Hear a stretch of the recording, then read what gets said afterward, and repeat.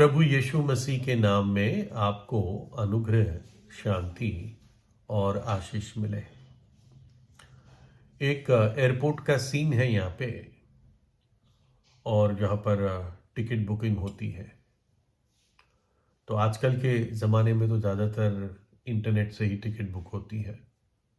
कुछ बड़ी कंपनीज में ट्रैवल एजेंट्स होते हैं, लेकिन आ, हम जैसे कॉमन लोग अगर कहीं फ़्लाइट पकड़नी है या ट्रेन जर्नी भी करनी है तो ज़्यादातर इंटरनेट से ही करते हैं। लेकिन ये वो समय था जब बाकायदा रिजर्वेशन काउंटर पे जाना पड़ता था और पैसे देकर प्लेन की टिकट खरीदनी पड़ती थी। तो एक मिलिट्री के जनरल थे और वो इंतज़ार कर रहे थे अपनी टिकट मिलने का। जो जनरल होता है मिलिट्री का, उसको प्लेन में एकदम प्रेफरेंस दिया जाता है उनकी सीट्स के लिए। इनफैक्ट जब प्लेन में पैसेंजर्स चढ़ते हैं तो पहले अनाउंस किया जाता है कि जो मिलिट्री के लोग हैं उनको पहले बोर्ड करने का आदर मिलता है। तो शायद हमारे देश में अब थोड़ा थोड़ा शुरू हुआ है, बाहर के देश में, अमेरिका में ये अनाउंस किया जाता है।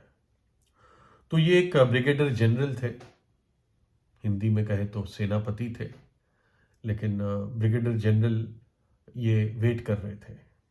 और उन्होंने सुना कि बगल में ही एक जो सिपाही का जो दर्जा होता है, उस दर्जे का आदमी टिकट विंडो पे एजेंट से बात कर रहा है कि प्लीज़ मुझे इस हवाई जहाज़ में टिकट दे दो।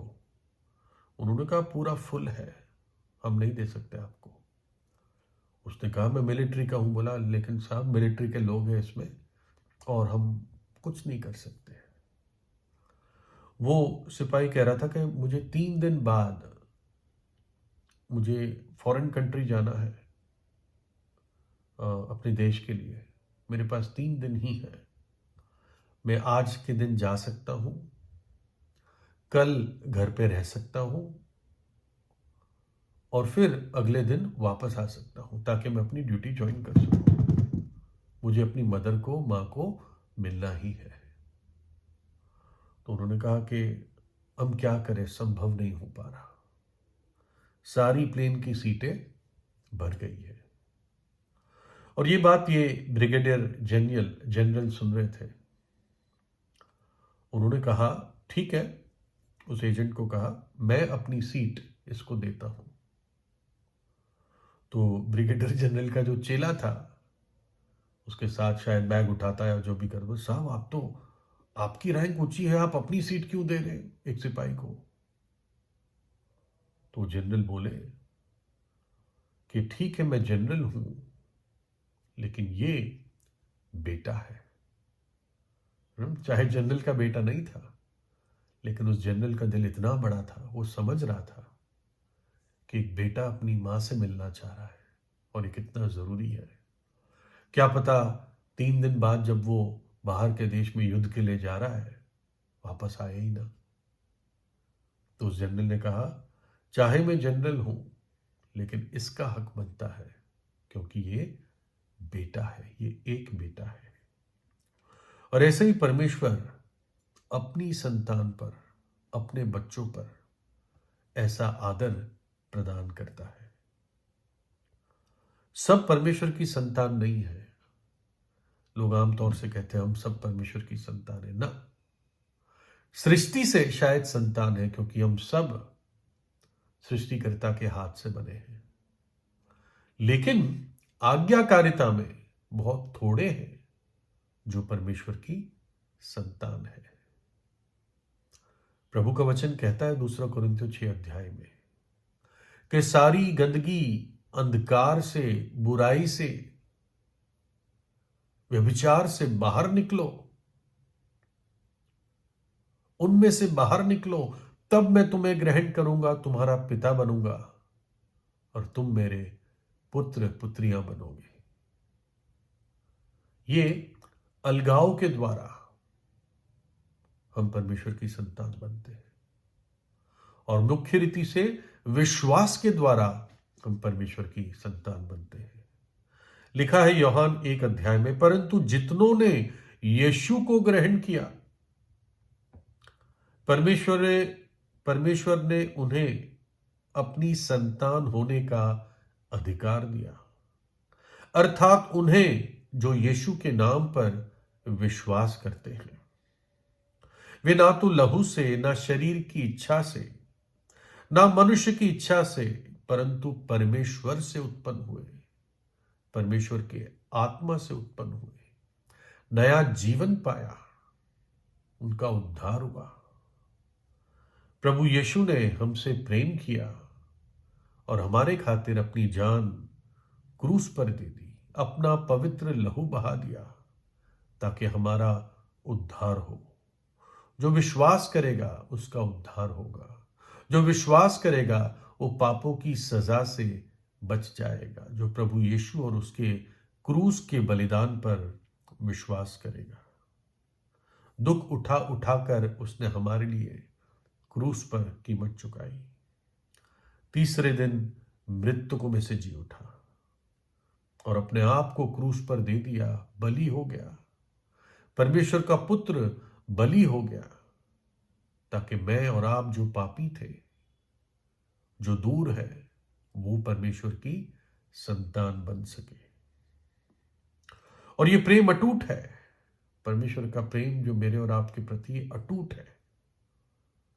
जिन्होंने यीशु को अपने दिल में बुलाया, अब कोई भी शक्ति उनको परमेश्वर से अलग नहीं कर सकती। कोई ताकत, कोई संस्था, कोई सरकार प्रभु यीशु को अपने लोगों से अलग नहीं कर सकती। जिनको अलग कर लेती है वो प्रभु के थे ही नहीं।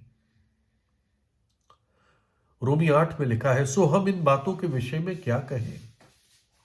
यदि परमेश्वर हमारी ओर है तो हमारा विरोधी कौन हो सकता है? जिसने अपने निज पुत्र को भी ना रख छोड़ा, परंतु उसे हम सब के लिए दे दिया, वह उसके साथ यानी यीशु के साथ हमें और सब कुछ क्यों कर ना देगा? परमेश्वर के चुने हुओं पर दोष कौन लगाएगा? परमेश्वर वो है जो उनको धर्मी ठहराने वाला है। फिर कौन है जो दंड की आज्ञा देगा? यीशु मसीह वो है जो मर गया, वरन मुर्दों में से भी जी उठा और परमेश्वर पिता की दाहिनी ओर है और हमारे लिए निवेदन भी करता है। कौन हमको यीशु मसीह के प्रेम से अलग करेगा? क्या क्लेश, क्या संकट, क्या उपद्रव, या अकाल, या नंगाई, या जोखिम, या तलवार? जैसे लिखा है कि तेरे लिए हम दिन भर घात किए जाते हैं, हम वध होने वाली भेड़ों की नाई गिने गए हैं। बहुत लोगों पर सतावन आया, भेड़ों की तरह उनको मारा गया यीशु मसीह पर विश्वास करने के कारण। परंतु इन सब बातों में हम उसके द्वारा जिसने हमसे प्रेम किया है जयवंत से भी बढ़कर है।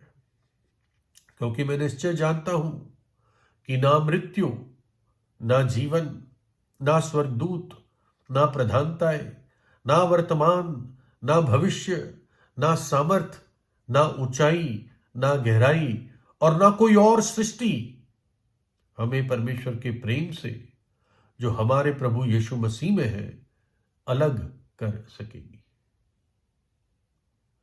जैसे मैंने शुरुआत में बताया, कोई शक्ति, कोई संस्था, कोई बदमाश, कोई सरकार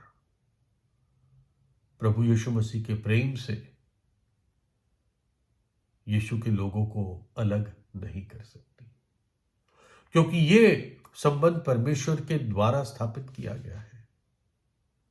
मनुष्य इसमें कुछ नहीं कर सकता। उसके सारे एफर्ट्स व्यर्थ है, अपने ही नाश के लिए है अगर कोई ऐसा करता है। क्योंकि प्रभु यीशु मसीह जीवित और सच्चा परमेश्वर है, अपने लोगों से प्रेम करता है। कहता है, अच्छा चरवाहा मैं हूं, अच्छा चरवाहा अपनी भेड़ों के लिए, अपने लोगों के लिए अपनी जान देता है। परमेश्वर का पुत्र जिसने हमसे प्रेम किया, हमारे खातिर अपने आप को दे दिया। उसका अनंत काल का प्रेम, सनातन का प्रेम सदा सदा के लिए है, कभी खत्म नहीं होता, ना समय में और ना मात्रा में। और ये प्रेम हमें सर्वदा घेरे रखता है।